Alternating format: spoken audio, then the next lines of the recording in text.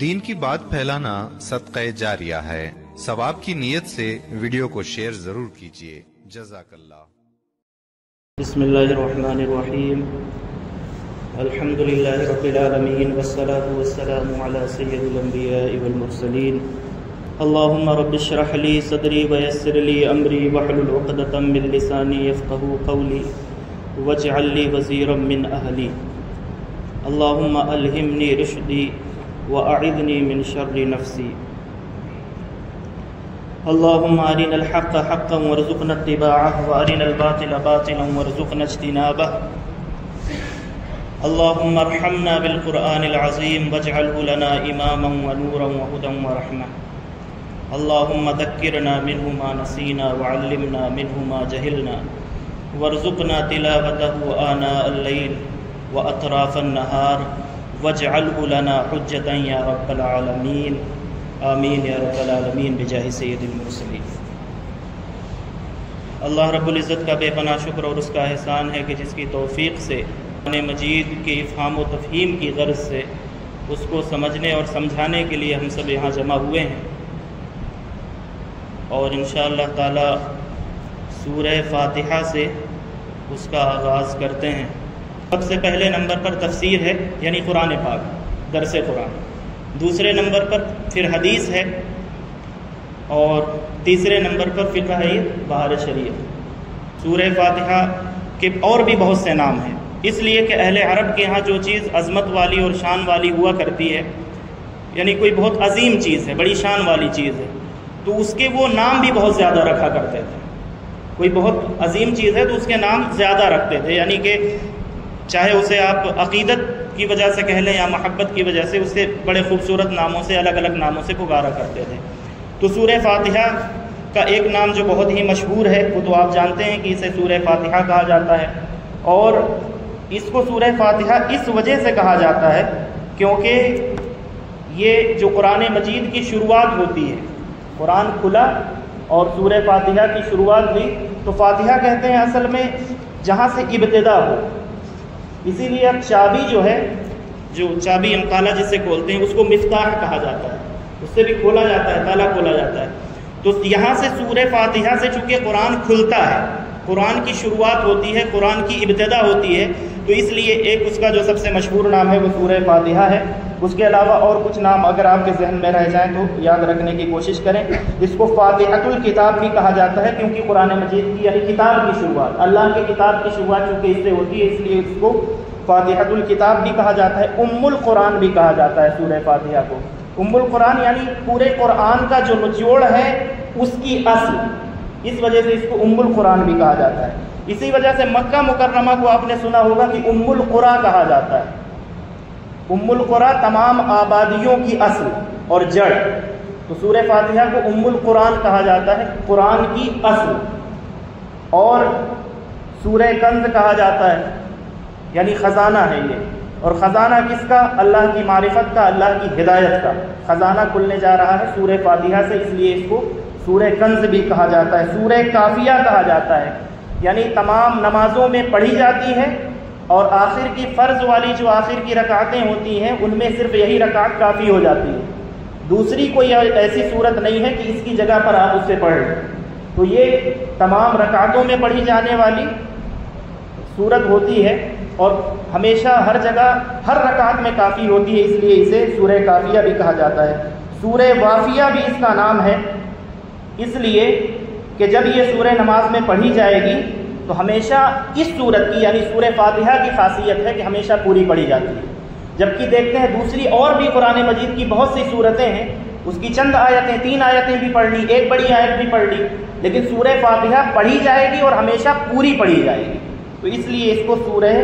وافیہ کہا جاتا ہے۔ سورہ شافیہ اور سورہ شفا کہا جاتا ہے، چونکہ اس کے ذریعے سے، اس کے دم سے اور اس کو پڑھ کر کے مریضوں پر پھونکنے سے اللہ تعالیٰ اس سورہ کی برکت سے شفا عطا فرماتا ہے، اس لیے سورہ شفا یا سورہ شافیہ بھی کہا جاتا ہے۔ اور قرآن مجید میں اس کا جو ایک اور نام آیا ہے سورہ بنی اسرائیل میں، یعنی 15ویں پارے میں، اس کو 7 مثانی کے نام سے اللہ تعالیٰ نے اس کا ذکر فرمایا ہے سورہ فاتحہ کو، کہ ہم نے آپ کو قرآن عطا فرمایا اور 7 مثانی۔ سبع یعنی 7، اس میں 7 آیتیں ہیں، اور مثانی چونکہ بار بار اس کو پڑھا جاتا ہے، یعنی دوہرا کر کے ہر نماز میں ہر وقت ہر جگہ، چونکہ آپ فاتحہ پڑھیں تو بھی سورہ فاتحہ اس میں آئے گی، تراویح پڑھیں، کوئی نماز پڑھیں، ہر نماز میں سورہ فاتحہ کی تلاوت ہونی ہے۔ تو 7 مثانی ایک نام قرآن مجید نے اس کو اس لیے دیا، 7 کا مطلب 7 آیتیں ہیں اس میں، اور بار بار دہرائی جانے والی اور بار بار ہر جگہ پڑھی جانے والی آیتیں ہیں۔ سورہ رقیہ کہ اس سورت کے ذریعے سے اگر کسی پر کوئی سحر ہو جائے، جادو ہو جائے، تو اس کے ذریعے سے اس کا علاج کیا جاتا ہے اور دم کر کے اس کو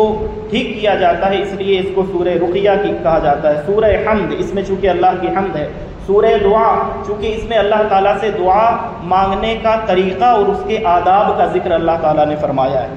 سورہ مناجات کہ اس میں اس سورہ پاک کا جو مضمون ہے، اس میں بندہ سراپا دعا بن کر کے اور اللہ تعالیٰ کی بارگاہ میں مناجات کر رہا ہوتا ہے، اس سے دعا کر رہا ہوتا ہے۔ سورہ تفویض، کیونکہ اس سورہ کریمہ میں بندہ اپنے آپ کو بالکل اپنے رب کے سپرد کر دیتا ہے۔ جب یہ کہا جاتا ہے ایاک نعبد و ایاک نستعین، تو اس کا مطلب یہ ہے کہ مالک ہم صرف تیری ہی عبادت کرتے ہیں، صرف تجھی سے مدد مانگتے ہیں، یعنی بس اپنے آپ کو اب تیرے حوالے کر دیا ہے، سپرد کر دیا ہے، اس لیے سورہ تفویض بھی کہا جاتا ہے۔ سورہ سوال، چونکہ اس میں اللہ تعالیٰ سے دعا مانگا جاتا ہے، سوال کیا جاتا ہے۔ پھر ام الکتاب، فاتحۃ القرآن اور فاتحۃ الکتاب، یعنی کتاب کی اصل اور قرآن کی اصل، اور قرآن کی ابتدا چونکہ اس سے ہوتی ہے، کتاب کی ابتدا ہوتی ہے، اس لیے اس کا فاتحۃ الکتاب سورہ فاتحہ سب سے مشہور نام ہے۔ اور سورہ صلاۃ، چونکہ نماز میں پڑھی جانے والی سورت ہے، اس لیے سورہ صلاۃ بھی اس کو کہا جاتا ہے۔ اب اس سورت کا جو زمانہ نزول ہے، یہ نبوت محمدی صلی اللہ تعالیٰ علیہ وسلم کے بالکل ابتدائی زمانے کی صورت ہے، یعنی شروعات کا جو دور تھا اس زمانے میں یہ سورہ مبارکہ نازل ہوئی۔ اس کے علاوہ اور بھی بہت سے اقوال ہیں، لیکن جو عام آدمی کے لیے ضروری ہے ہم صرف انہی کا ذکر کریں گے۔ اور ایک روایت یہ بھی ہے کہ قرآن پاک کی یہ پہلی سورت ہے سورہ فاتحہ، کہ جو سب سے پہلی سورت ہے جو مکمل طور پر نازل ہوئی ہے۔ اس سے پہلے جو سورت کوئی نازل نہیں ہوئی ہے، آیتیں نازل ہوئی ہیں۔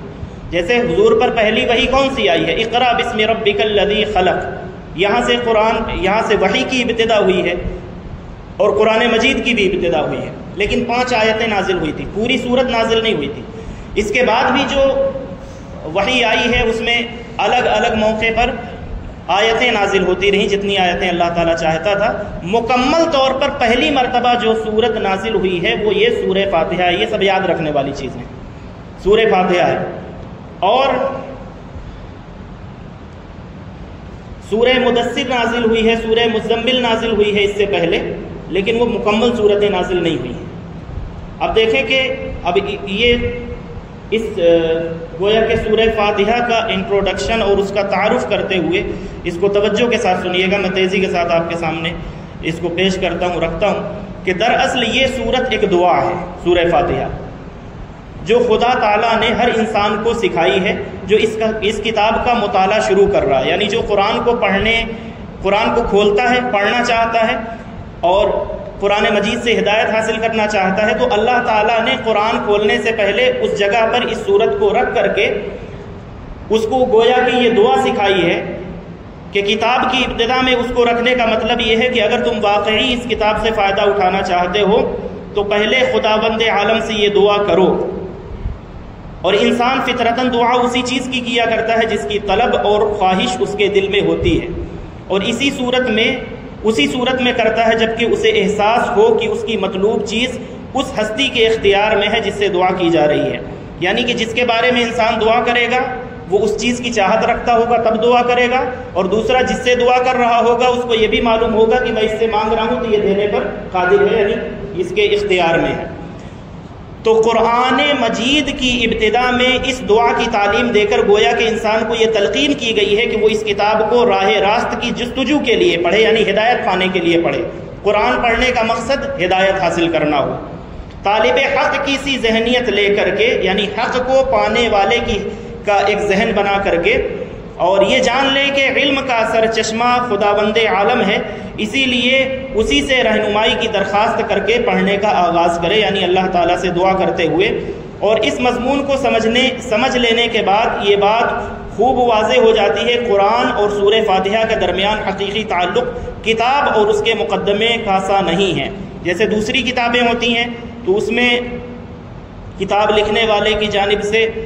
کچھ اپنی جانب سے کتاب کا تعارف وغیرہ ہوتا ہے کہ میں نے یہ کتاب کیوں لکھی ہے، کیا مقصد ہے، لیکن قرآن پاک میں جو سورہ فاتحہ ہے اس کا مقصد یہ نہیں ہے، بلکہ اس کا مقصد کیا ہے؟ گویا کہ اللہ تعالیٰ نے سورہ فاتحہ کو دعا کے طور پر وہاں پر رکھا ہے۔ سورہ فاتحہ ایک دعا ہے بندے کی جانب سے جو اپنے رب سے دعا کی جا رہی ہے، اور قرآن اس دعا کا جواب ہے۔ سورہ فاتحہ دعا ہے اور قرآن مجید جو پورا ہے اس کے بعد، یعنی 114 صورتیں ہیں قرآن پاک میں، تو سورہ فاتحہ کو چھوڑ کر کے جو 113 صورتیں ہیں، سورہ فاتحہ دعا ہے اور 113 صورتیں جو باقی بچ جاتی ہیں وہ اس دعا کا جواب ہے۔ یعنی بندہ گویا کہ اللہ تعالیٰ سے ہدایت کی دعا کرتا ہے کہ میرے مالک اللہم اہدنا الصراط المستقیم، یہ آیت آتی ہے نا سورہ فاتحہ میں، تو گویا کہ سورہ فاتحہ میں اللہم اہدنا الصراط المستقیم کہہ کر کے جب آپ نماز میں ہوں یا غیر نماز میں جب آپ دعا کر رہے ہوں یا قرآن کے مطالعے کے دوران جب آپ دعا کر رہے ہوں، تو یہ جان لیں کہ گویا کہ آپ اللہ تعالیٰ سے دعا کر رہے ہیں کہ اے میرے مالک مجھے ہدایت عطا فرما اور کامل ہدایت عطا فرما، زندگی کے ہر موڑ پر ہدایت عطا فرما۔ تو جب یہ دعا کی گئی تو اللہ تعالیٰ نے اس دعا کے جواب میں اور اس کے نتیجے میں 113 صورتیں اب سامنے رکھ دی ہیں کہ ہدایت چاہتا تھا، یہ 113 صورتیں ہیں، زندگی کے ہر پہلو میں کام آئیں گی، ہر جگہ کے لیے یہ ہدایت ہے۔ تو یہ سورہ فاتحہ کا اور دوسری صورتوں کا قرآن مجید کی یہ اس کے ساتھ یہ تعلق ہے کہ سورہ فاتحہ ایک دعا ہے بندے کی جانب سے اور قرآن اس دعا کا جواب ہے خدا کی جانب سے۔ بندہ دعا کرتا ہے کہ اے پروردگار عالم میری رہنمائی فرما، جواب میں پروردگار عالم پورا قرآن اس کے سامنے رکھ دیتا ہے کہ یہ ہے وہ ہدایت اور وہ رہنمائی جس کی درخواست اور دعا تو نے مجھ سے کی تھی، یہ رکھ دیا اللہ تعالیٰ نے۔ اب دعا کرنے کے بعد پھر اب ہماری ذمہ داری یہ بنتی ہے کہ اب جو ہدایت اللہ تعالیٰ نے اتاری ہے اس ہدایت کو سمجھنے کی اور سمجھ کر کے پھر اس کے مطابق اپنی زندگی گزارنے کی کوشش کریں۔ تو شروع کرتے ہیں بسم اللہ الرحمن الرحیم سے، کہ اللہ کے نام سے شروع جو نہایت ہی مہربان اور رحم فرمانے والا ہے۔ پھر الحمدللہ رب العالمین،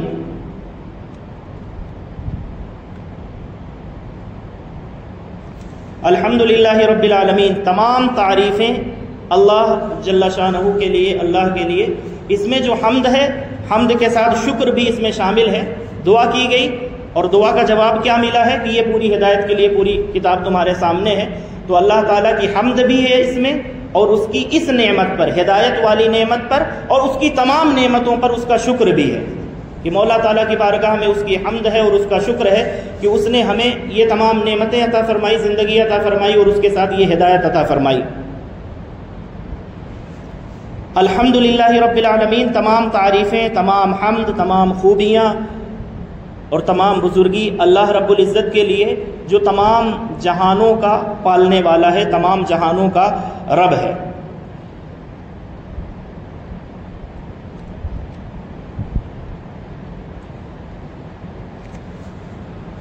رب کا لفظ جو ہے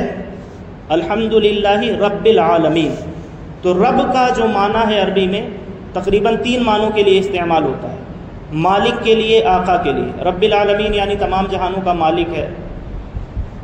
مربی اور پرورش کرنے والے کے لیے بھی یہ رب کا لفظ استعمال ہوتا ہے۔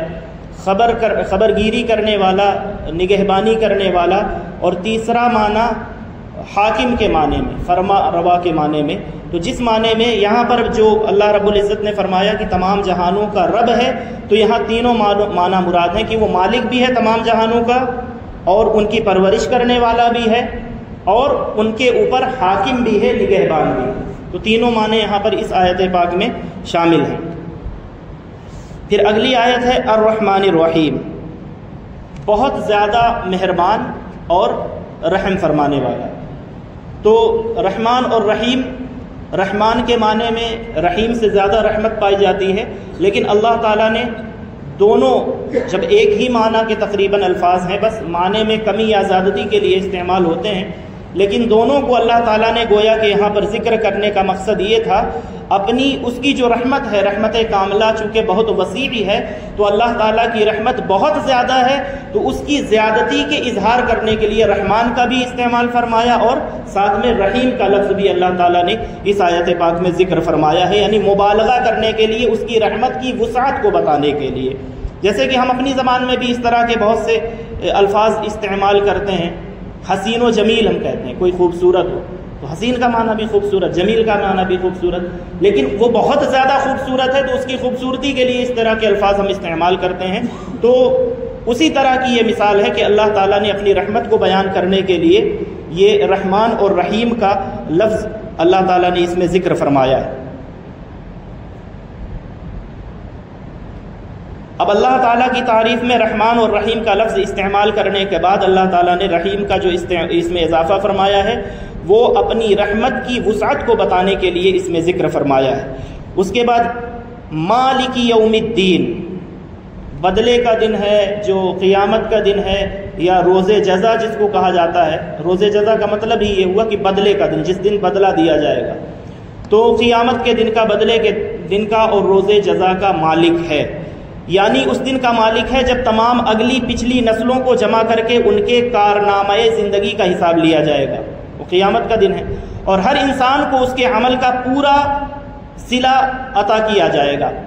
اللہ کی تعریف میں رحمان اور رحیم کہنے کے بعد مالک روز جزا یعنی مالک یوم الدین کا ذکر اللہ تعالیٰ نے اس وجہ سے فرمایا ہے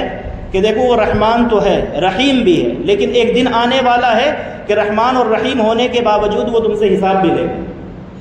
یعنی جو رحمت ہے تو رحمت سے دھوکہ نہیں کھانا ہے،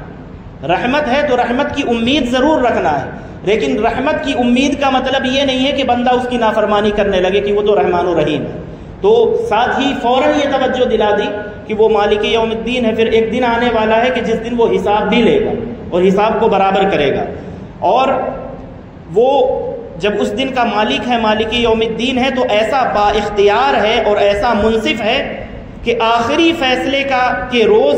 وہی پورے اقتدار کا مالک ہوگا، اس کی سزا میں کوئی مزاحم ہو سکے گا اور نہ جزا میں کوئی مانع ہو سکے گا، یعنی جس کو وہ سزا دینا چاہے تو کوئی اس کا ہاتھ پکڑنے کی جرات نہیں کر سکتا۔ یہ کہنے کا مطلب ہے کہ رحمان بھی ہے، رحیم بھی ہے، لیکن اس دن کو بھی یاد رکھنا اور اس دن کے حساب سے یہاں کی کام کرنا، کیونکہ جو وہ دن آنے والا ہے وہ اس دن کا تنہا مالک ہے، اور جب وہ سزا دینے پہ آئے گا تو اس کے ہاتھ کو کوئی پکڑ نہیں سکتا ہے۔ اسی طرح سے اگر وہ جزا دینے پہ آئے، ثواب دینے پہ آئے، انعام دینے پہ آئے تو بھی کوئی اس کو روک نہیں سکتا ہے۔ تو یہ اللہ تعالیٰ کی بارگاہ میں یہ بندوں کو گویا کہ یہ توجہ دلائی گئی کہ اس کی رحمت کی امید رکھو اور اس سے اس کی رحمت کا سوال کرو، طلب کرو، لیکن اس کی رحمت کو سامنے رکھتے ہوئے کہیں تم گناہوں میں گناہ اس وجہ سے نہ کرتے رہو کہ وہ تو رحمان ہے اور رحیم ہے، معاف کر دے گا، نہیں، وہ پھر حساب لے گا، وہ منصف بھی ہے، وہ عادل بھی ہے، اور جب حساب لے گا تو پھر اس کے سامنے کوئی بیچ میں آنے کی جرات نہیں کر سکتا ہے۔ لہٰذا ہم اس کی ربوبیت الحمدللہ رب العالمین میں رب کہہ کے ربوبیت کا ذکر کیا، رحمان اور رحیم کر کے رحمت کا ذکر کیا، تو ربوبیت رحمت کی بنا پر اس سے محبت کرتے ہیں اور انصاف کی بنا پر اس سے ڈرتے ہیں کہ وہ اس سے محبت اس لیے کرتے ہیں کہ وہ رحمان ہے اور وہ رحیم ہے، ہم سے محبت کرتا ہے، ہم پر رحم فرماتا ہے، تو ہم بھی اس سے محبت کرتے ہیں، اور ڈرتے اس لیے ہیں کہ وہ اس دن کا مالک ہے، کہیں اس دن پکڑ نہ لے ہمیں۔ تو دونوں چیزیں ہیں، یعنی خوف اور امید کے درمیان بندہ مومن کی زندگی ہوتی ہے، ایک ایکسٹریم پر نہیں ہوتا، یعنی ایک کنارے پر نہیں ہوتا کہ رحمت کا اتنا سہارا لے لے کہ بس گناہ کرتے جائے، ثواب کی طرف نہ پلٹے، اور یا تو پھر اتنا نا امید ہو جائے کہ اب تو میں گیا۔ تو بندہ مومن کا یہ کام ہے گویا کہ ان دونوں آیتوں کے ذریعے سے اللہ تعالیٰ اس جانب توجہ دلا رہا ہے کہ تمہیں اللہ تعالیٰ کی رحمت کو بھی ماننا ہے اور اس کے عادل اور منصف ہونے کو بھی ذہن میں رکھنا ہے کہ وہ کسی کے ساتھ بھی ناانصافی نہیں کرے گا، اور جب وہ دن آئے گا تو پھر اس دن اللہ تعالیٰ پورا حساب لے گا، اور اس کے حساب لینے میں کوئی بیچ میں رکاوٹ پیدا نہیں کر سکے گا۔ ہمارا جو بھی انجام ہے، ہمارا جو بھی معاملہ ہے، وہ پورا کا پورا اللہ تعالیٰ کے اختیار میں ہے، یہ احساس ہونا چاہیے۔ یہ 3 آیتیں ہو گئی ہیں، تو آیت نمبر 4 سے یاد رکھیے گا کہ ہمیں انشاءاللہ تعالیٰ سورہ فاتحہ کی جو آیت نمبر 4 ہے، ایاک نعبد و ایاک نستعین، انشاءاللہ تعالی یہاں سے جو ہمارا درس قرآن ہے اس کے مطالعے کو آگے بڑھائیں گے۔ اس کے علاوہ جو ہے چونکہ آج اب درس حدیث کو دیکھ لیں، چونکہ حضور پاک علیہ الصلوۃ والسلام کی جو تعلیمات ہے، آپ نے فرمایا ہے کہ میں تمہارے درمیان دو چیزیں چھوڑ کر کے جا رہا ہوں، ایک تو قرآن اور اہل بیت کے بارے میں فرمایا، دوسری روایت میں فرمایا قرآن اور میری سنت، یعنی ایک ہاتھ میں اگر قرآن ہے تو دوسرے ہاتھ میں حضور کی سنت ہونی چاہیے۔ تو اسی لیے یہاں سے ہم درس حدیث شروع کرتے ہیں اور یہاں سے ہم حضور پاک علیہ الصلوۃ والسلام کے حدیث کے متعلق تھوڑا سا پڑھتے ہیں۔ حدیث کا جو لغوی معنی ہے لغت میں، ان چیزوں کو آپ ذہن میں رکھیے گا جب بھی کبھی حضور کی حدیث بیان کی جائے گی، چاہے وہ جمعوں کے خطاب میں ہو یا کسی جلسے میں ہو یا کہیں پر بھی، تو ان چیزوں کو آپ ذہن میں رکھیں گے تو ایک تو آپ محتاط ہو جائیں گے، لوگ بولتے ہوئے کسی بھی چیز کو حدیث بول جاتے ہیں، تو یہ بھی بڑا سینسیٹیو مسئلہ ہے۔ میں کوشش کرتا ہوں کہ ان کو زیادہ سے زیادہ بیان کر دوں تاکہ جلدی سے کتاب شروع ہو۔ تو حدیث کا دیکھیں لغوی جو معنی ہے لغت میں یعنی ڈکشنری میں، وہ ہے اس کا معنی ہے بات کرنا، گفتگو کرنا، اس طرح کا معنی حدیث کہتے ہیں۔ لیکن جب اصطلاح شریعت کی اصطلاح میں جب حدیث بولا جاتا ہے تو اس سے مراد کیا ہوتا ہے؟ حضور نبی اکرم صلی اللہ تعالیٰ علیہ وسلم کے اقوال، افعال، تقریرات اور احوال کو حدیث کہتے ہیں۔ اقوال یعنی جو کچھ آپ نے کہا، افعال جو کچھ آپ نے کیا، اور تقریرات اور احوال کس کو کہتے ہیں؟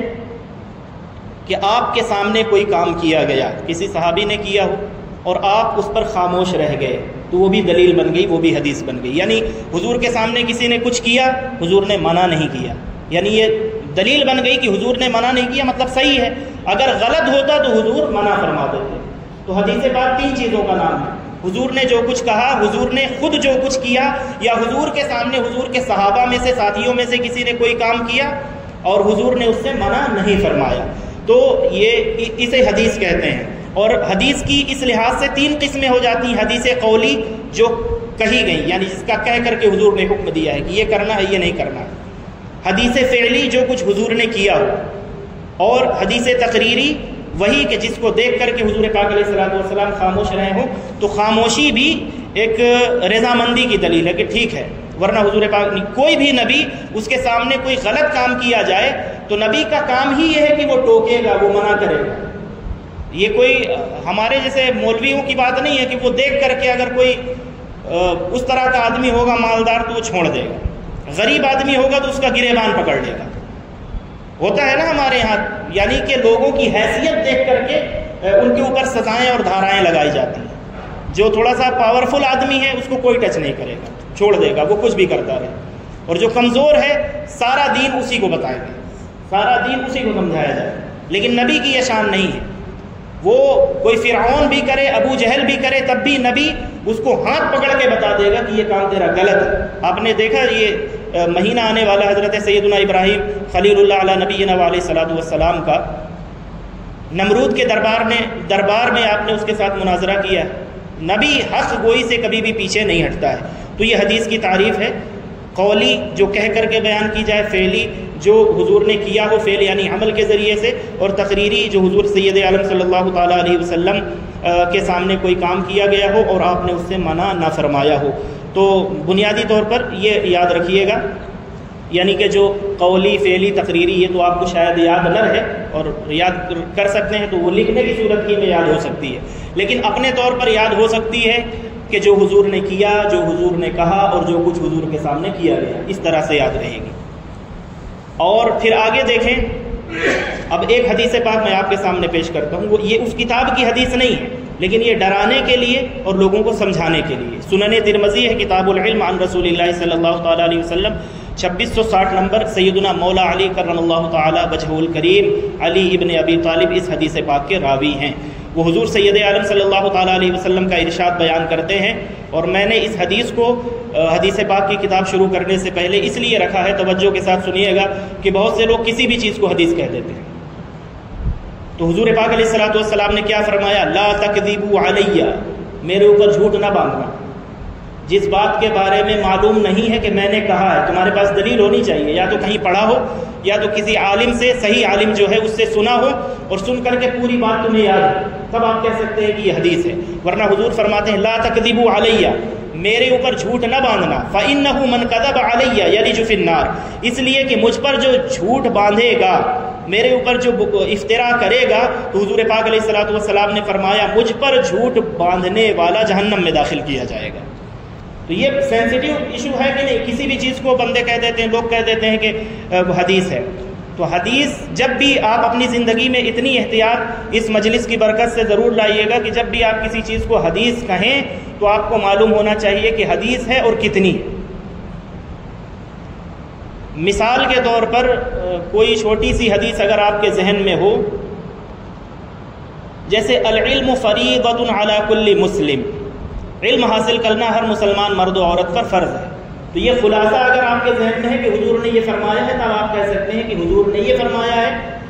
یا یہ حضور کی حدیث ہے۔ لیکن اگر اس کا آدھا تہائی حصہ آپ کے ذہن میں ہو، پوری بات آپ کے ذہن میں نہ ہو، یا کوئی ایسی بات ہو کہ جسے آپ نے اس چیز کو کسی اتھینٹک سورس سے پڑھا نہ ہو، سنا نہ ہو، تو پھر اس کو اپنی زبان سے حدیث مت کہیے، کیونکہ یہ بڑا خطرناک معاملہ ہے۔ یہ کہنا کہ حضور نے ایسا فرمایا ہے، آپ کے پاس دلیل ہونا چاہیے کہ حضور نے فرمایا ہے، تو آپ کے پاس دلیل کیا ہے کہ حضور نے یہ فرمایا؟ تو آپ کہیں گے کہ میں نے فلاں عالم سے سنا ہے، تو پوری بات آپ کو معلوم ہونی چاہیے۔ تو اس لیے یہ چیز کبھی نہ کہیں کہ یہ حضور نے فرمایا ہے یا حضور کی حدیث ہے، یہ حضور پر جھوٹ باندھنے کے زمرے میں آئے گا، اور پھر اس عمل کا جو ٹھکانہ ہے وہ جہنم ہے۔ اگلی ایک اسی ضمن میں حدیث پاک ہے، سنن ترمذی کی 2659 نمبر، حضرت عبداللہ ابن مسعود سے، اس میں اتنے لفظ کا اضافہ ہے من کذب علیہ متعمدا، کہ جس نے جان بوجھ کر کے مجھ پر جھوٹ باندھا۔ اس میں جان بوجھ کر کی یہ شرط نہیں تھی، اس میں جان بوجھ کر کی شرط ہے کہ جس نے جان بوجھ کر کے میرے اوپر جھوٹ باندھا، میری جانب جھوٹ کو منسوب کیا کہ حضور نے ایسا فرمایا اور میں نے نہیں کہا ہے، فَلْيَتَبَوَّأْ مَقْعَدَهُ مِنَ النَّارِ، تو اپنا ٹھکانہ جہنم میں بنا لے، اسے جانا ہے جہنم میں، یہ حضور پاک علیہ الصلوۃ والسلام نے فرمایا۔ اور یہ جو حدیث میں نے آپ کے سامنے پیش کی ہے، اس کو بہت سے صحابہ اکرام نے، حضرت ابو بکر، حضرت عمر، عثمان، علی اور ان کے علاوہ بہت سے صحابہ اکرام نے اس مفہوم کی حدیث کو روایت کیا ہے۔ یہی وجہ ہے کہ صحابہ اکرام کے زمانے میں یہ فتنہ نہیں تھا جھوٹی حدیثیں گڑھنے کا یا بولنے کا، وہ ڈرتے تھے، لوگ جو سنا تھا بس اتنا ہی بولتے تھے۔ اور حدیث پاک کی اصطلاح میں جب آپ دیکھیں گے، اور کبھی اگر کسی پڑھے لکھے بندے کی آپ تقریر سن رہے ہوں اور وہ اگر حدیث کوئی پڑھ کر کے اگر یہ جملہ کہے او کما قال علیہ الصلوۃ والسلام، تو اس کا مطلب یہ ہوتا ہے کہ حدیث کے الفاظ انہوں نے، یعنی ان کو یا تو شک پیدا ہو گیا ہے یا انہوں نے احتیاطاً یہ جملہ پڑھ لیا ہے۔ یہ کہنے کا مطلب یہ ہے کہ او کما قال علیہ الصلوۃ والسلام، کہ حضور پاک علیہ الصلوۃ والسلام نے اسی طرح سے فرمایا ہے۔ تو یہاں جا کر کے یا تو پھر اگر آپ کہتے ہیں تو بچنے کی پھر ایک صورت ہے، اگر آپ حدیث بیان کر رہے ہیں تو آپ پھر اس جملے کو یاد رکھیں او کما قال علیہ الصلوۃ والسلام، کہ شاید حضور نے ایسا ہی فرمایا۔ تو اگر آپ پورے یقین کے ساتھ کہتے ہیں اور حضور نے نہیں کہا ہے تو پھر پھنس جائیں گے۔ تو یہ حدیث کے تعلق سے اتنی وضاحت آپ کے سامنے رکھنی تھی۔ اب حدیث ایک تو بات میں نے آپ کو سمجھائی کہ حدیث پاک جو ہے، جو حضور نے نہ کہا ہو یا جس کا ثبوت آپ کے پاس نہ ہو، اس کو آپ حدیث نہ کہیں۔ جو حدیث نہیں ہے اس کو حدیث کہنے کی جرأت نہ کریں۔ دوسرا جو معاملہ ہے، جس چیز کا اگر آپ کے پاس کسی سورس کے ذریعے سے آپ کو معلوم نہ ہو اور کوئی آپ کو حدیث سنائے، اس کو بھی توجہ کے ساتھ سنیے گا، یہ اس کے بالکل اپوزٹ بات ہے۔ پہلی بات یہ تھی کہ کسی چیز کے بارے میں آپ کو معلوم نہیں کہ یہ حدیث ہے یا نہیں ہے، آپ نے اس کو حدیث کہا، تو اس کے بارے میں یہ حضور نے فرمایا کہ وہ اپنا ٹھکانہ جہنم میں بنا لے۔ اب دوسری بات یہ ہے کہ کوئی آپ کو حدیث سنائے، وہ حدیث پاک ہے اور آپ کے علم میں نہیں ہے اور آپ انکار کر بیٹھے، یعنی حضور کا فرمان آپ کو سنایا جا رہا ہے کہ یہ حدیث پاک ہے، اور آپ کہیں کہ میں نہیں مانتا، مجھے نہیں پتا، یہ اس طرح کا کوئی اگر دائیں بائیں آپ نے کیا تو پھر یہاں پہ بھی پھنس جائے گا۔ جس طرح سے جو نہیں ہے اس کے بارے میں اگر کہا کہ یہ حضور نے فرمایا تو پھنسیں گے۔ اگر حضور نے واقعی فرمایا ہے اور آپ کے پاس کوئی اتھینٹک ثبوت نہیں ہے اس کو انکار کرنے کا کہ حضور نے نہیں فرمایا، آپ عالم نہیں ہیں، آپ کو معلوم نہیں ہے، تو پھر آپ خاموشی سے سن لیں، نہ اس کی تصدیق کریں نہ تکذیب کریں، بس سن لیں۔ اس لیے کہ اگر آپ اس کا انکار کرتے ہیں تو پھر یا تو انکار کرنے کی آپ کے پاس دلیل ہونی چاہیے کہ حضور نے ایسا نہیں فرمایا ہے۔ تو اس کا بھی معاملہ یہی ہے کہ اگر آپ حضور پاک علیہ الصلوۃ والسلام کی حدیث آپ کے سامنے پیش کی جائے اور آپ بغیر دلیل کے اس کا انکار کریں تو یہ بھی معاملہ جہنم تک لے جانے والا ہے۔ حضور پاک علیہ الصلوۃ والسلام کی احادیث کی تکذیب یعنی انکار کرنا، اس کا بھی حکم آپ جان لیتے ہیں۔ حضرت شاہ عبدالعزیز محدث دہلوی رحمۃ اللہ تعالی علیہ نے منکرین حدیث یعنی حدیث کا انکار کرنے والوں کا جو حکم ہے اس کی تفصیل بیان فرماتے ہوئے ارشاد فرمایا کہ اس کی چند صورتیں ہیں۔ پہلی صورت یہ ہو سکتی ہے کہ تمام حدیثوں کا ہی انکار کر دے، جیسے ہمارے زمانے میں اس طرح کے فرقے موجود ہیں جو اپنے آپ کو کہتے ہیں کہ ہم اہل قرآن ہیں، یعنی ہم کو صرف قرآن ہی سے غرض ہے، ہم حدیث ہم کو نہیں چاہیے، ہم حدیث کو نہیں مانتے۔ یہ ایک فرقہ ہے اور پایا جاتا ہے اچھی خاصی تعداد میں۔ تو ان کے بارے میں حکم یہ ہے کہ جو سرے سے حضور کی کسی بھی حدیث کو نہ مانے تو حضور کی تمام حدیثوں کا انکار کرنے والا یہ جو اس طرح کے لوگ ہیں یا کوئی شخص ہے، کوئی فرقہ ہے، یہ تو کفر ہے سراسر، حضور کی باتوں کو نہ ماننا۔ دوسرا احتمال یہ ہو سکتا ہے کہ حدیث متواتر کا انکار کرے اور اس میں کوئی تعویل نہ کرے، یہ بھی کفر ہے۔ یعنی ایک صحیح حدیث پاک کسی کو دکھائی جائے، سمجھائی جائے اور بتائی جائے اور کتاب کھول کر کے دکھا دی جائے اور اس کے انکار کے لیے اس کے پاس کوئی دوسری دلیل بھی نہ ہو کہ میں کیوں نہیں مانتا یا اس کو کیوں رد کرتا ہوں، اس کے باوجود اگر وہ اس کا انکار کرے گا تو یہ بھی کفر ہوگا، کیونکہ آپ کو دلیل سے سمجھا دیا گیا، کھول کے دکھا دیا گیا کہ یہ حدیث ہے۔ اب یا تو آپ اس کو رد کریں کہ یہ حدیث نہیں ہے تو ثابت کریں اس کو، اور ایسے ہی فرضی کہہ دیتے ہیں کہ میں نہیں مانتا، تو یہ پھر ہٹ دھرمی ہے اور یہ کفر ہے۔ ایک تیسری صورت ہے کہ محدثین جب حدیث کو ریجیکٹ کرتے ہیں، وہ والی صورت۔ وہ صورت کیا ہے کہ جب محدثین کسی حدیث کا انکار کرتے ہیں تو اس کی سند کے کمزور ہونے کی وجہ سے، کہ اس کی سند میں کوئی راوی جھوٹا آ گیا یا کوئی ایسا راوی آ گیا کہ جس کی یادداشت اچھی نہیں تھی، اس نے کچھ کا کچھ بیان کر دیا وہ الٹا سیدھا۔ اب وہ بات مان لیجئے قرآن کی کسی آیت سے ٹکرا رہی ہے یا کسی صحیح حدیث سے ٹکرا رہی ہے، تو دلیل کی روشنی میں محدثین کہتے ہیں کہ یہ حدیث صحیح نہیں ہے، یعنی یہ حدیث ہے ہی نہیں، اس کو تو برائے نام حدیث کہا جا رہا ہے، وہ حدیث نہیں ہے۔ تو زیادہ گاڑھا تو نہیں ہو گیا مسئلہ؟ آپ کو سمجھ میں آ گیا؟ میں نے 3 قسمیں بیان کی ہیں، سمجھ میں آ گئی یہ بات حدیث کے تعلق سے؟ اس کو یاد رکھیے گا، یہ آپ کو کام آئے گی کہ کسی بھی چیز کو حدیث نہیں کہنا ہے جب تک آپ کو معلوم نہیں ہے، اور جب حدیث پیش کی جائے آپ کے پاس ثبوت نہ ہو تو اس کا انکار بھی نہیں کرنا ہے۔ 2 چیزیں ہو گئی۔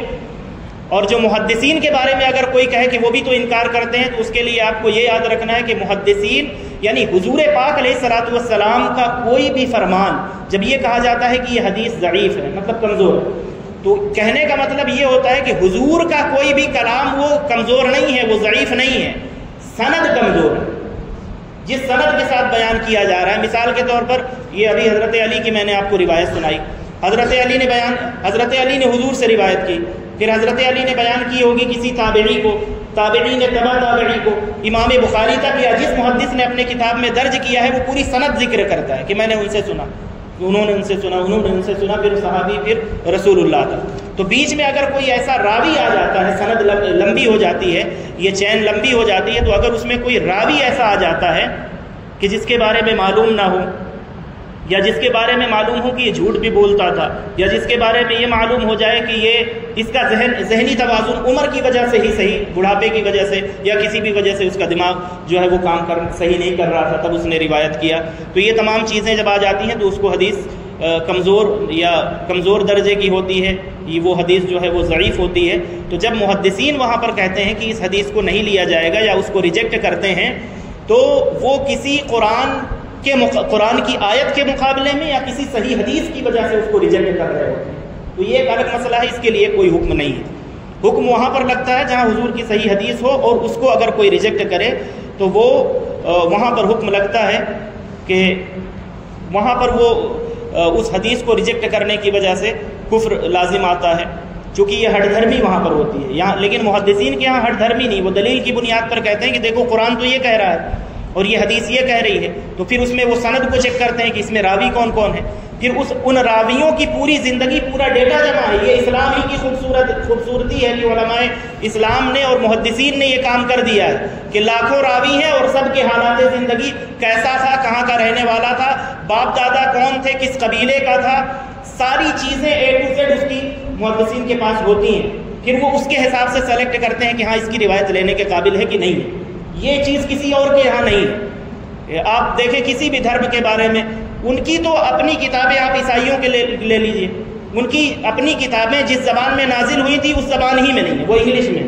تو ہمارے یہاں تو پورا فن ہے اسماء رجال کا، ہمارے یہاں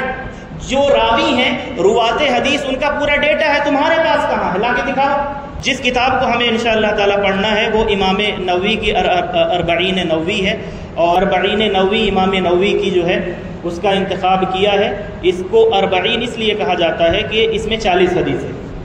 تو 40 حدیثیں ہیں، 40 اربعین کہیں بھی ذکر آئے تو جان جائیے کہ یہ حدیث کی وہ کتاب ہے جس میں 40 حدیثیں جمع کی گئی ہیں۔ تو 40 حدیثیں اس میں جمع کی گئی ہیں، اور یہ امام نووی کی کتاب ہے۔ ان کے بارے میں بھی تھوڑا سا انشاءاللہ تعالیٰ بعد میں دیکھ لیں گے۔ ابھی تیسرے نمبر پر عقیدے کا نمبر آتا ہے، اور یہ حدیث پاک دیکھ لیں، پھر اس کی اور تفصیل آگے دیکھی جائے گی تو آپ کو سمجھ میں آئے گا۔ اربعین کہنے کا مطلب 40 حدیثیں جس کتاب میں کوئی محدث جمع کرتا ہے اسے اربعین کہا جاتا ہے۔ اس کے عنوانات یعنی اس کے ٹاپکس جو ہیں وہ الگ الگ ہوتے ہیں۔ بعض محدثین اس کو جمع کرتے ہیں جہاد کی فضیلت کی جتنی حدیثیں ہیں سب لے آؤ ایک ساتھ، ضرورت کے حساب سے۔ علم کی فضیلت پر 40 حدیثیں جمع کر دی کسی نے، عمل کی فضیلت پر، تقویٰ پر، یا اس طرح الگ الگ جو موضوعات ہیں تو 40 حدیثیں لے آتے ہیں۔ اور 40 لاتے کیوں ہیں؟ اس کی وجہ یہ ہے ان النبی صلی اللہ تعالیٰ علیہ وسلم قال، حضور سید عالم صلی اللہ تعالیٰ علیہ وسلم نے ارشاد فرمایا، من حفظ علی امتی 40 حدیثا، دیکھیں 40 آیا کہ جس نے میری امت میں سے 40 حدیثیں یاد کیا، من امر دینہا یعنی دینی معاملات کی جو 40 حدیثیں ہیں انہیں اس نے حفظ کیا، یاد کیا۔ اور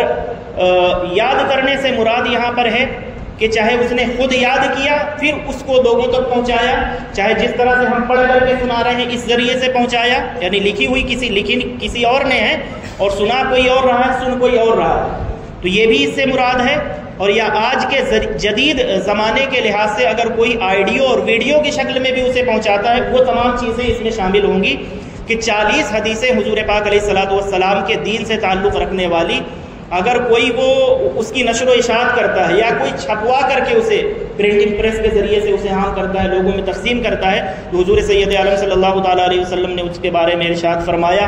بعثہ اللہ تعالیٰ یوم القیامت فی زمرۃ الفقہاء والعلماء، اللہ تعالیٰ بروز قیامت اس کو علماء اور فقہاء کی جماعت میں ان کی سب میں شامل فرما کر کے ان کے ساتھ اسے اٹھائے گا۔ تو اس لیے محدثین یہ کام کیا کرتے تھے کہ ہم قیامت کے دن علماء اور فقہاء کے ساتھ اٹھیں، اس لیے ہم بھی 40 حدیثیں جمع کر دیں۔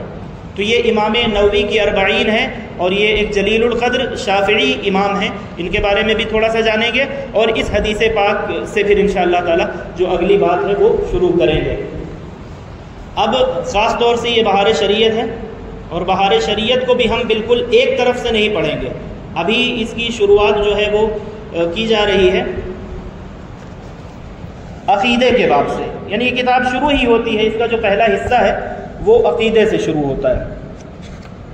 تو دیکھتے ہیں اس کو بھی چند عقیدے پڑھ کر کے ہم اس کو سمجھنے کی کوشش کرتے ہیں۔ اور اب یہ عقیدے کا مسئلہ ہے تو اسے بڑی توجہ کے ساتھ آپ سنیے گا۔ اور بہار شریعت کے جو مصنف ہیں وہ اس کے اوپر لکھا ہوا ہے محمد امجد علی اعظمی، جنہیں حضور صدر الشریعہ کہا جاتا ہے اگر آپ کے علم میں۔ آج شاید 1 تاریخ ہوگی یا 2 تاریخ لگ گئی ہوگی، تو 2 تاریخ کو ہی ان کا عرس بھی ہوتا ہے، 2 جو ذی قعدہ ہے، 2 ذی قعدہ کو ان کا وصال ہوا ہے، شوال کے بعد ذی قعدہ ہے، 2 ذی قعدہ کو ان کا وصال ہوا ہے۔ اور ان کی جو حیثیت ہے اہل سنت والجماعت کے یہاں خاص طور سے، جیسے لوگ ٹیچرز ڈے مناتے ہیں، کس تاریخ کو مناتے ہیں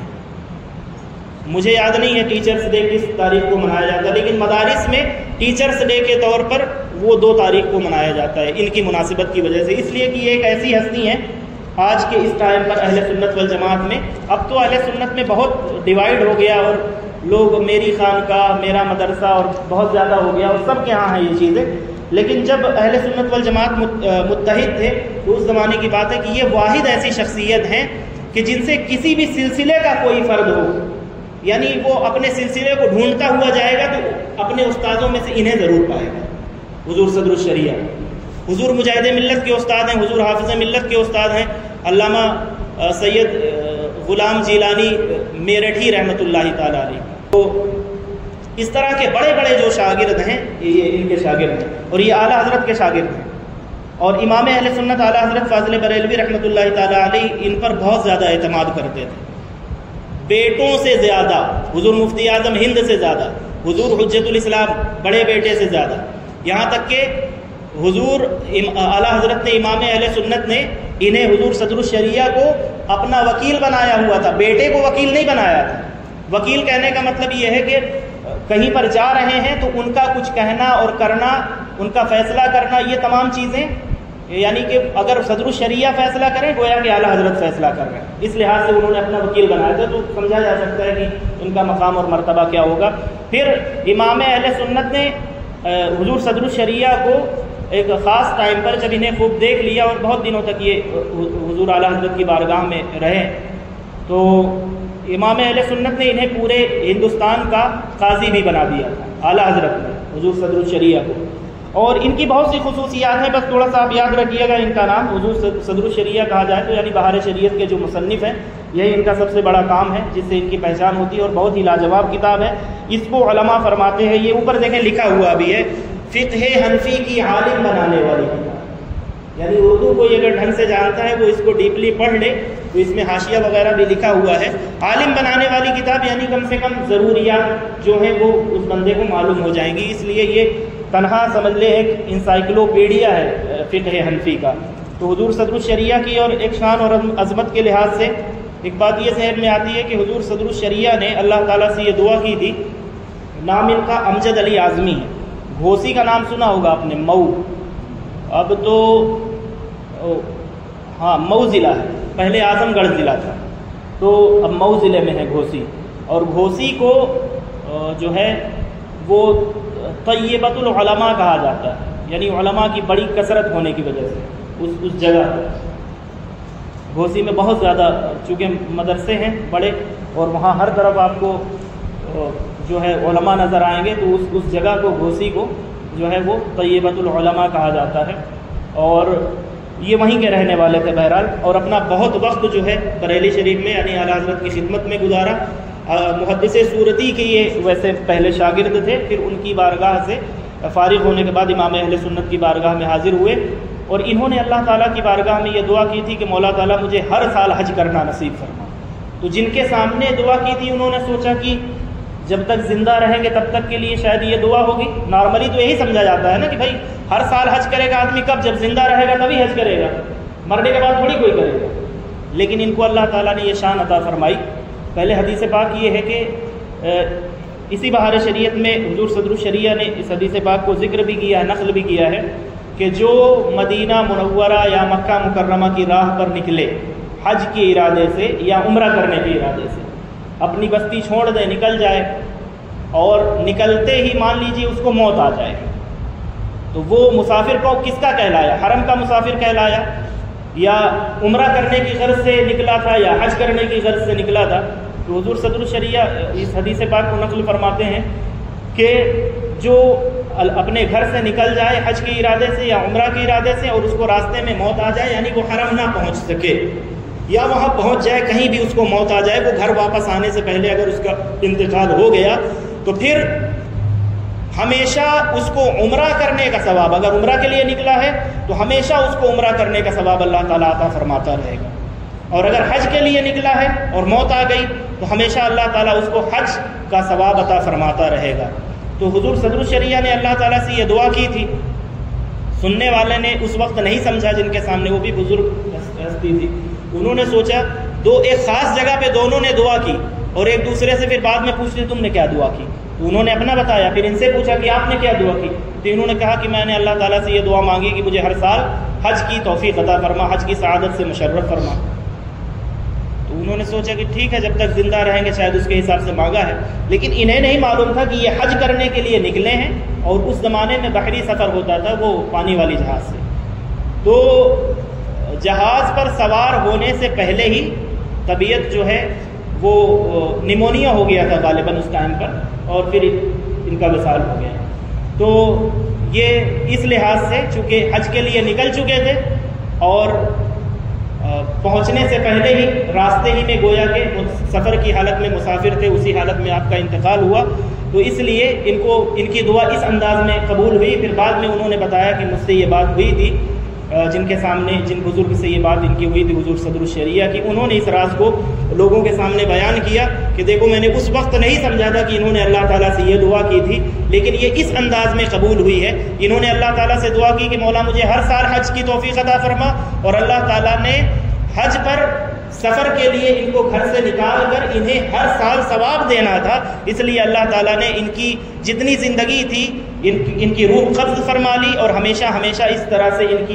ان کے نامہ اعمال میں ہر سال جب حج آئے گا نامہ اعمال میں حج کا ثواب ان کو ملتا رہے گا۔ تو یہ حضور صدر الشریعہ کے بارے میں تھوڑا سا، چونکہ ان کی کتاب پڑھنے جا رہے ہیں تو اپنے مصنف کا اور کتاب کے آتھر کا ہمیں جو ہے وہ پتہ ہونا چاہیے۔ بہت ہی اختصار کے ساتھ 8:03 ہو گئے ہیں، اور بس آپ سے یہی گزارش ہے کہ اس ہفتے آپ آ گئے ہیں اللہ تعالیٰ کے فضل و کرم سے، اور مجھے یہ لگتا ہے کہ شاید وقت صحیح گزرا ہے، آپ بور نہیں ہوئے ہیں، اور انشاءاللہ تعالیٰ میں اس کو آسان سے آسان رکھنے کی کوشش کروں گا، اور زیادہ سے زیادہ جو یعنی کہ ضروری چیزیں ہیں وہ آپ تک پہنچانے کی کوشش کروں گا۔ بس آپ یہ کوشش یہ کریں کہ آپ تو ایک تو اس کو ریگولر رکھیں۔ ظاہر ہے کہ سب کی زندگی میں کچھ نہ کچھ مصروفیات ہوتی ہیں، اگر ایسی ضروری مصروفیت ہوگی تب تو آپ یہاں موجود نہیں ہوں گے، لیکن کوشش یہ کریں کہ ہر ہفتہ کنٹینیو رکھیں اپنے اس تعلیمی سفر کو، اور دوسرا یہ ہے کہ کاپی پین لے کر کے آنے کی کوشش کریں، اور تیسرا یہ ہے آپ سے گزارش یہ ہے کہ آپ جب جائیں تو کوشش کریں کہ کسی نہ کسی بندے کو کنونس کر کے بھی ضرور لے کر کے آئیں اپنے ساتھ ضرور۔ یہ نہ سوچیں کہ یار میں تو جا رہا ہوں، میں کس کو، یہ شیطان وسوسہ ڈالتا ہے کہ میری کیا ذمہ داری ہے۔ نہیں، آپ کی ذمہ داری ہے۔ جس نے اللہ کے رسول کو آخری نبی اور آخری رسول مانا، ہم نے مانا ہے سب نے، تو اب ہماری ذمہ داری ہے کہ حضور کے لائے ہوئے دین کے پیغام کو دوسروں تک پہنچایا جائے۔ تو حضور اگر پتھر کھاتے تھے تو آپ کو پتھر کھانے کے لیے کوئی نہیں کہہ رہا ہے، آپ کم سے کم اپنے کسی بھائی کو، کسی دوست کو، بیٹے کو، یا کسی کو بھی، گھر کے کسی فرد کو، کسی کو بھی کوشش کر کے کنونس کر کے اس کو سمجھا کر کے درس میں لانے کی کوشش کریں۔ یہ آپ کی کوشش ہو، یہ آپ کا کام ہے کہ اس طرح سے آپ کوشش کر سکتے ہیں۔ اور اس کتاب کو ہم یہاں سے شروع کرتے ہیں۔ عقیدے کا باب ہے، عقائد، یہیں سے کتاب شروع ہوتی ہے، پہلا حصہ ہے بہار شریعت کا۔ عقائد متعلقہ ذات و صفات الہی جل جلالہ، یعنی اللہ تعالیٰ کی ذات اور اس کی صفات کے بارے میں ہمارا عقیدہ کیا ہونا چاہیے۔ عقیدہ نمبر 1 پہلے پورا پڑھ دیتا ہوں، پھر اس کے بعد چونکہ اس کی تشریح کی ضرورت پڑے گی، یعنی اس کو سمجھانے کی، تو پہلے اس کو دیکھ لیں اور توجہ رکھیے گا۔ اللہ عز و جل ایک ہے، کوئی اس کا شریک نہیں، نہ ذات میں، نہ صفات میں، نہ افعال میں، نہ احکام میں، نہ اسماء میں، واجب الوجود ہے یعنی اس کا وجود ضروری ہے، اور عدم محال، قدیم ہے یعنی ہمیشہ سے ہے، ازلی کے بھی یہی معنی ہے، باقی ہے یعنی ہمیشہ رہے گا، اور اسی کو ابدی بھی کہتے ہیں، وہی اس کا مستحق ہے کہ اس کی عبادت اور اس کی پرستش کی جائے۔ اب دیکھیں اس کی تشریح دیکھ لیں، اس میں کچھ الفاظ ایسے ہوں گے جو آپ کو سمجھ میں نہیں آئیں گے، اور دو چیزیں اس میں دیکھ لیں کہ جو چیز کہی جا رہی ہے اس کی دلیل کیا ہے۔ اللہ عز و جل کو ہم مانتے ہیں کہ ایک ہے، دلیل کیا ہے؟ سورہ اخلاص آیت نمبر 1، قل هو اللہ احد، یاد رکھیے اللہ ایک ہے، اور دلیل قل هو اللہ احد۔ دوسری دلیل سورہ بقرہ کی آیت نمبر 163 ہے، وَإِلَٰهُكُمْ إِلَٰهٌ وَاحِدٌ لَا إِلَٰهَ إِلَّا هُوَ، فاتحہ میں پڑھی جاتی ہے نا یہ آیت، وَإِلَٰهُكُمْ إِلَٰهٌ وَاحِدٌ، اور تمہارا جو الہ ہے یعنی تمہارا جو خدا ہے، تمہارا جو معبود ہے، وہ تنہا ہے، یکتا ہے، ایک ہے، لا الہ الا ہو، اس کے سوا کوئی دوسرا معبود نہیں ہے۔ تو جو ہم کہتے ہیں کہ اللہ ایک ہے تو یہ معلوم ہونا چاہیے اللہ ایک کیوں ہے۔ دوسرا، کوئی اس کا شریک نہیں، تو یہ اس کی دلیل کیا ہے کہ اس کا کوئی شریک نہیں ہے؟ سورہ انعام ہے،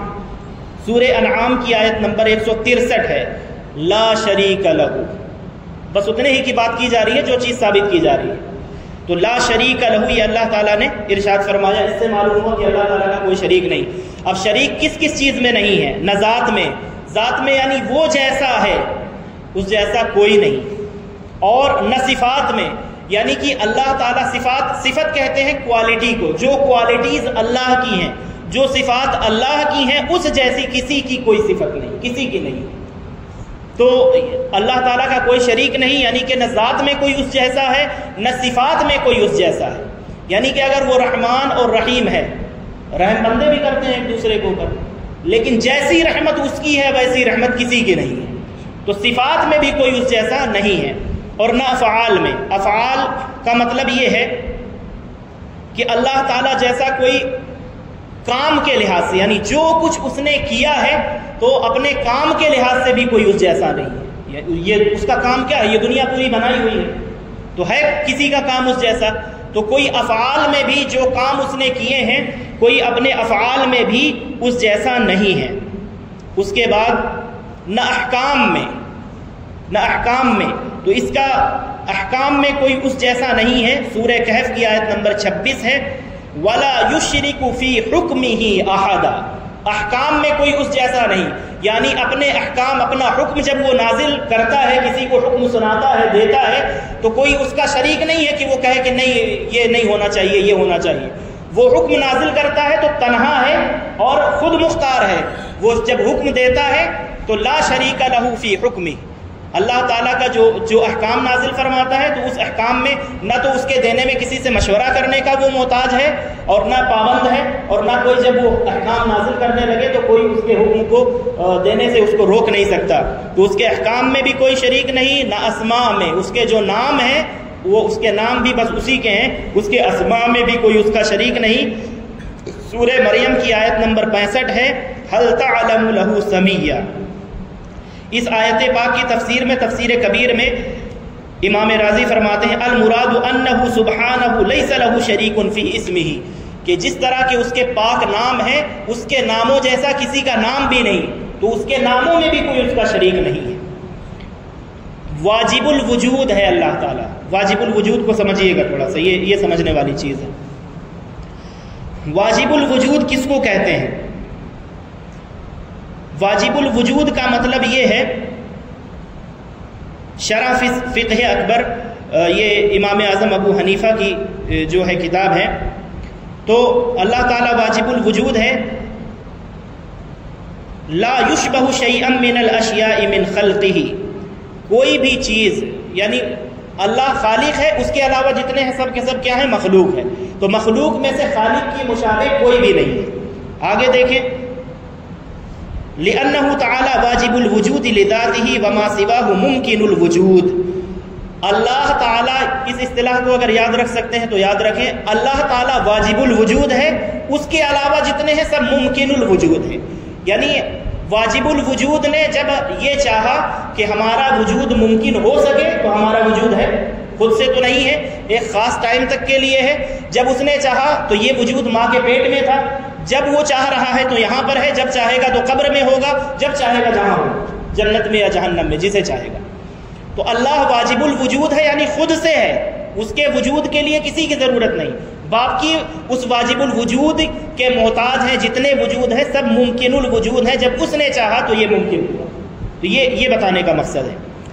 یعنی اس کا وجود، اللہ تعالیٰ کا جو وجود ہے وہ خود سے ہے، اپنے آپ سے ہے، اور اس کا وجود ضروری ہے۔ باقی دوسرے لوگوں کا وجود جو ہے اس کے بخشنے سے ہے، اس کے بنانے سے ہے، اس کے عطا کرنے سے ہے۔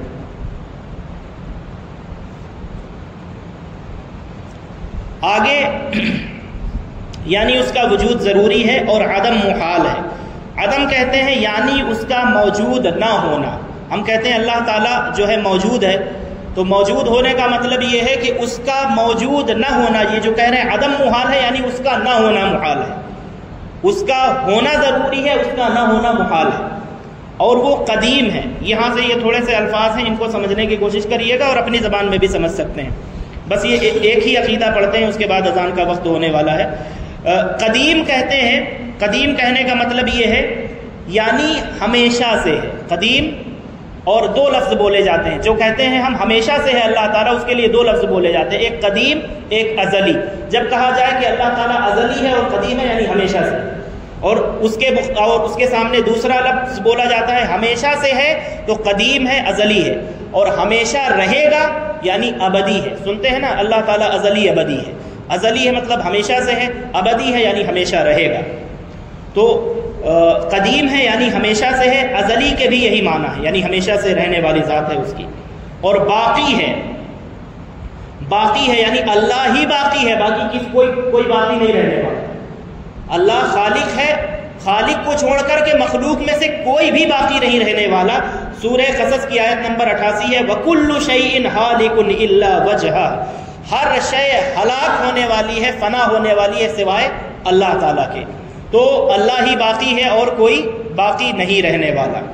یعنی ہمیشہ رہے گا، باقی ہے یعنی ہمیشہ رہے گا، اور اسی کو ابدی بھی کہتے ہیں۔ وہی اس کا مستحق ہے کہ اس کی عبادت اور اس کی پرستش کی جائے۔ تو عبادت اور پرستش کرنے کی جو دلیل ہے، یا ایھا الناس اعبدوا ربکم الذی خلقکم، سورہ بقرہ کی آیت نمبر 21 ہے کہ اے لوگوں تمہیں اللہ تعالیٰ نے پیدا کیا، تو جس نے پیدا کیا ہے لازم ہے صرف اسی کی عبادت کرو۔